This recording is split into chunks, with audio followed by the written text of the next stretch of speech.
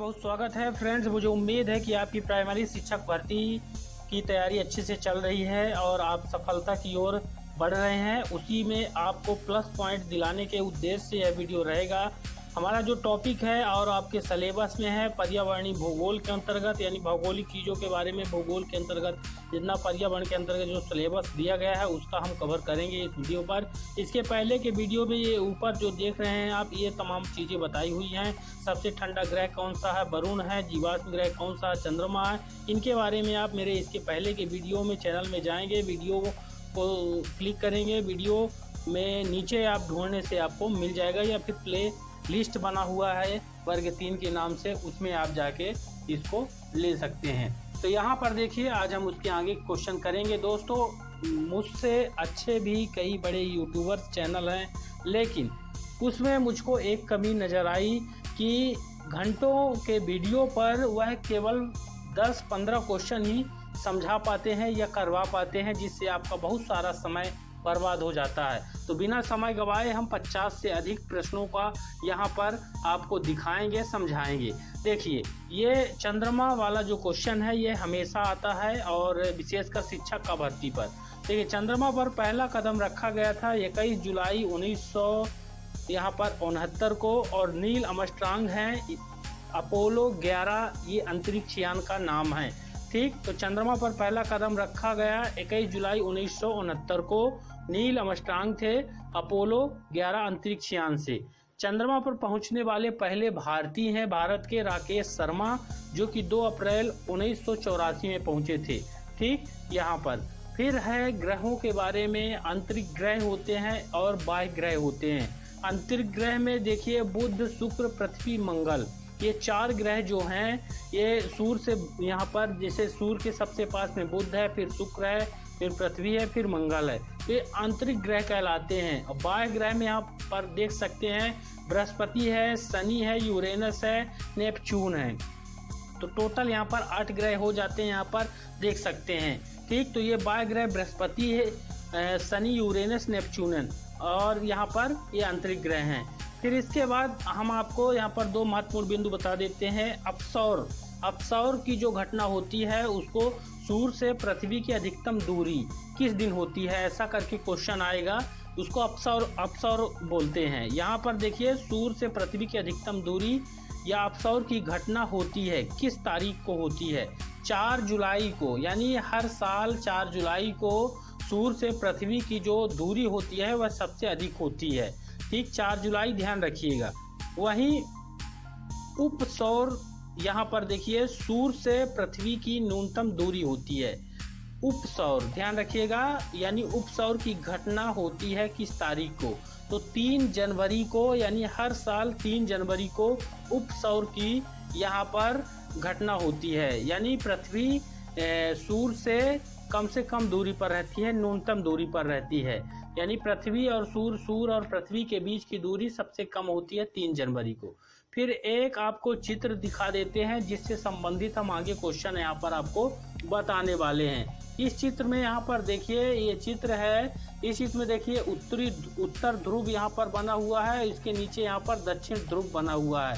ठीक, यहाँ पर 66 लिखा हुआ है। यहाँ उत्तरी, यहाँ पर कटिबंधी, शीर्ष कटिबंधी, और उत्तर ध्रुव उत्तरी शीतोष्ण कटिबंधी, और ये कर्क रेखा है आपकी यहाँ से निकलती है। ये हमारा ये पृथ्वी का है, ये पृथ्वी हमारा है। इस चित्र में हमारी पृथ्वी बनी हुई है, और ये कर्क रेखा के बारे में बहुत सारे क्वेश्चन है। कर्क रेखा का यहाँ पर डिग्री मान है 23.1/2 डिग्री यहाँ पर। फिर यहाँ पर देखिए, उष्ण कटिबंधी है और विषुवत पृष्ठ है, ये बीच से निकला हुआ है 0 डिग्री। और यहाँ पर मकर रेखा है, यहाँ पर ये देख सकते हैं दक्षिणी ध्रुव पर। ठीक है, ये दक्षिणी ध्रुव हमारा हो गया दक्षिणी शीतोष्ण कटिबंधी, इसका मान है 23.1/2। तो यहाँ पर मान तो सेम रहेगा, लेकिन उत्तर और दक्षिण यहाँ पर लिखा जाएगा वहाँ पर। ठीक, आपके क्वेश्चन पर भी यहाँ पर ये इसका भी मान सेम रहेगा 66.1/2 डिग्री। ये दक्षिण है, यहाँ 66.1/2 डिग्री उत्तर है। अब इसके बाद इससे संबंधित जो क्वेश्चन है वह आपको यहाँ पर दिखाते हैं। इससे संबंधित क्वेश्चन यहाँ पर देखिए, कि उत्तरी गोलार्ध की प्रमुख अक्षांश रेखाएं 23/1/2 उत्तर यानी यहाँ पर नॉर्थ, यन का मतलब है नॉर्थ। तो उत्तरी गोलार्ध की प्रमुख अक्षांश रेखाएं, तो उत्तरी और दक्षिणी की अक्षांश रेखाएं सेम रहेंगी, यानी यहाँ पर 23/1/2 डिग्री है।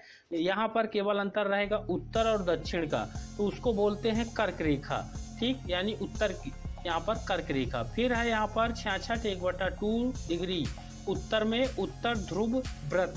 फिर है यहाँ पर 90 डिग्री उत्तर, उत्तरी ध्रुव उसको बोलते हैं।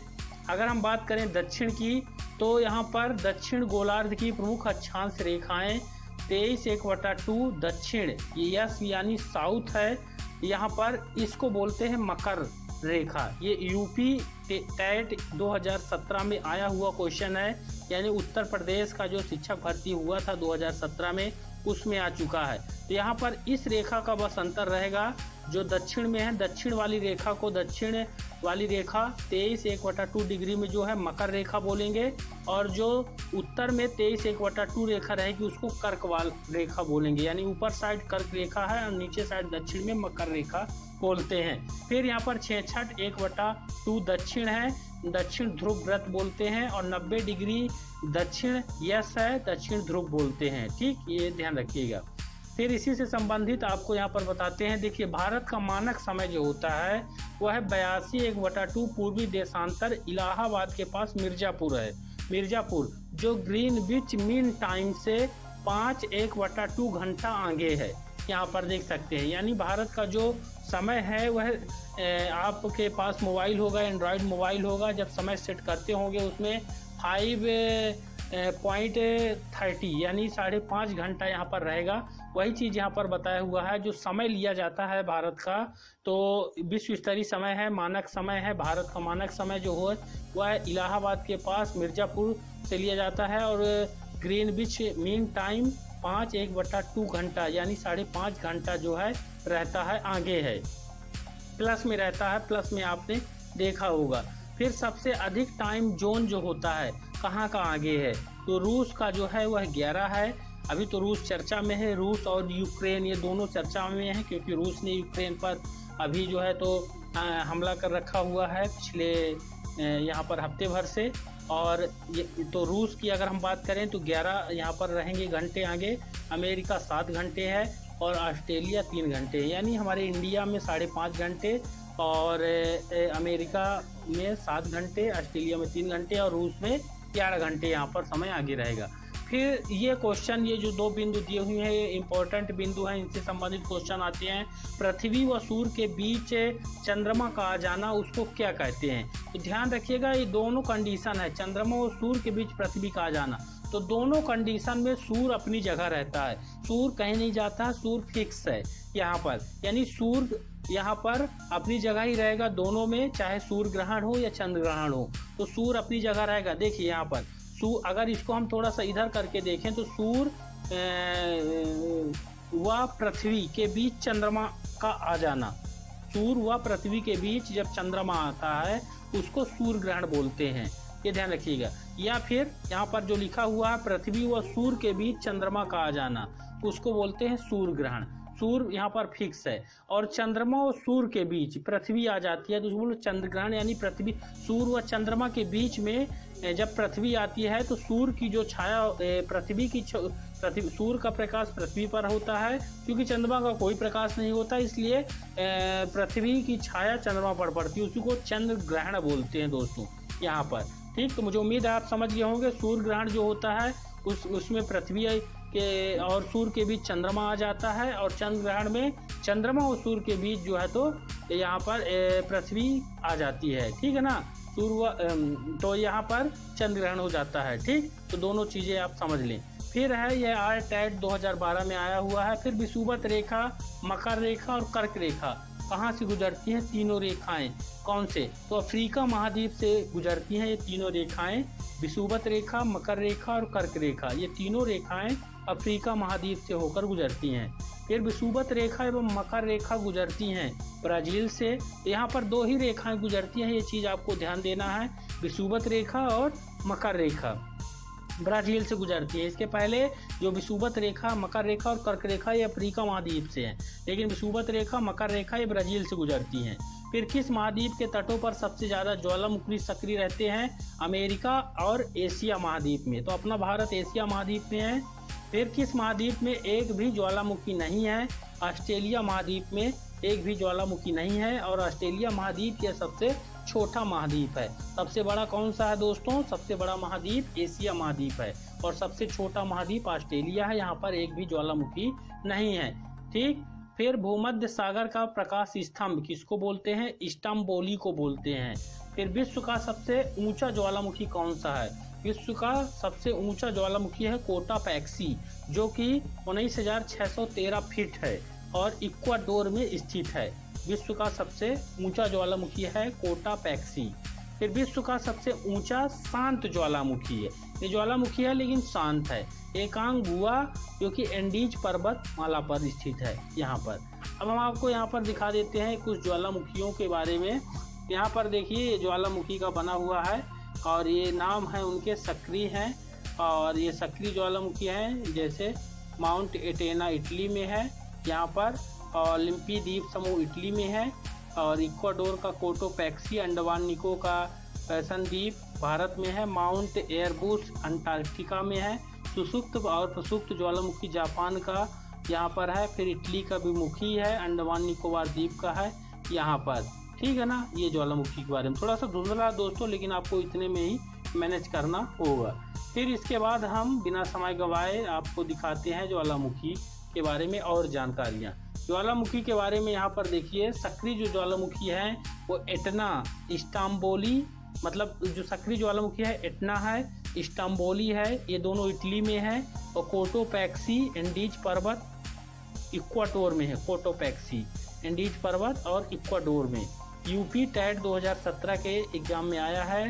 यहाँ पर बैरन भारत में ये स्थित है कोटोपैक्सी। ठीक है ना। और जो ये सक्रिय में है एटना और स्टम्बोली ये इटली में है, कोटोपैक्सी एंडीज पर्वत इक्वाडोर, बैरन ये भारत में स्थित है। फिर है सुसुप्त और प्रसुप्त ज्वालामुखी फ्यूजीयामा, ये जापान में है, क्राकाताओ इंडोनेशिया में है। फिर मृत ज्वालामुखी है किलिमंजारो, ये तंजानिया में है, और पोपा म्यांमार में है। मृत ज्वालामुखी यानी ज्वालामुखी है लेकिन यहाँ पर कोई हलचल नहीं है। फिर दक्षिण एशिया का एकमात्र सक्रिय ज्वालामुखी बैरन है, अंडमान द्वीप समूह में है, जो कि इंडिया में है। ठीक है ना। फिर आपदा के प्रकार के बारे में भी आपको आएगा और आ चुका है। यहाँ पर देखिए, एमपी टेट 2011 में एग्जाम हुआ था, जो उसके बाद अब 22 में एग्जाम हो रहा है। तो 2011 के एग्जाम में ये क्वेश्चन आया हुआ है वर्ग 3 के एग्जाम पर। आपदा के प्रकार जो है यहाँ पर देखिए, आपदा दो तरह की होती है, एक प्राकृतिक जनित होती है, एक मानव जनित होती है। यानी प्राकृतिक जनित में हम देख लेते हैं, जैसे प्राकृतिक होता है भूकंप, बाढ़, सूखा, चक्रवात, बादल का फटना, भूस्खलन और सुनामी। ये जो है हमारे जो हैं सात तरह के जो प्राकृतिक जनित है, भूकंप, बाढ़, सूखा, चक्रवात, बादल का फटना, भूस्खलन, सुनामी।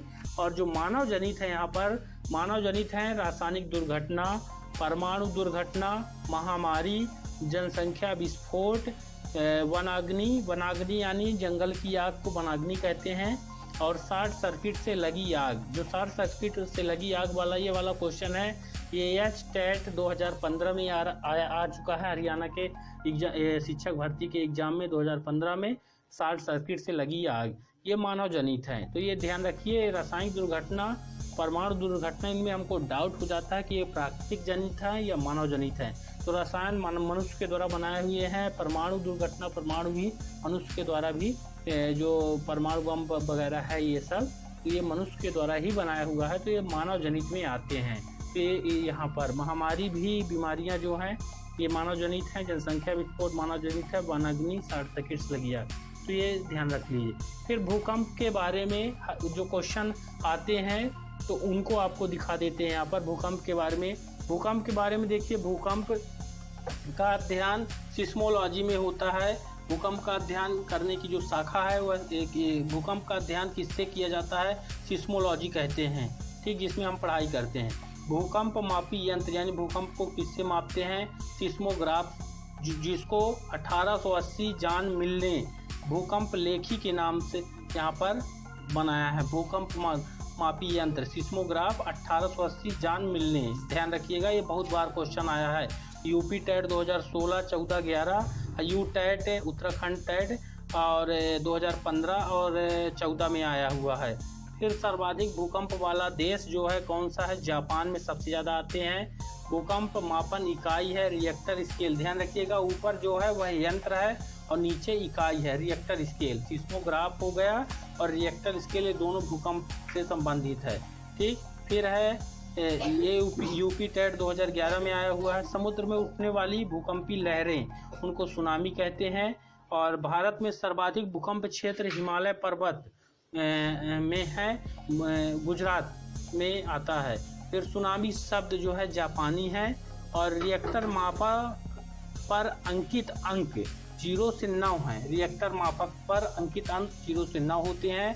रिएक्टर स्केल जो होती है मापन, भूकंप मापन इकाई है यहाँ पर, ये यू टेट 2013 में आया है। तो आज का वीडियो में इतने ही क्वेश्चन रहेंगे। वीडियो ज़्यादा बड़ा नहीं करना। मुझे उम्मीद है 50 से ज़्यादा क्वेश्चन आपको यहाँ पर बन रहे हैं और यहाँ पर आपको दिखाए गए हैं।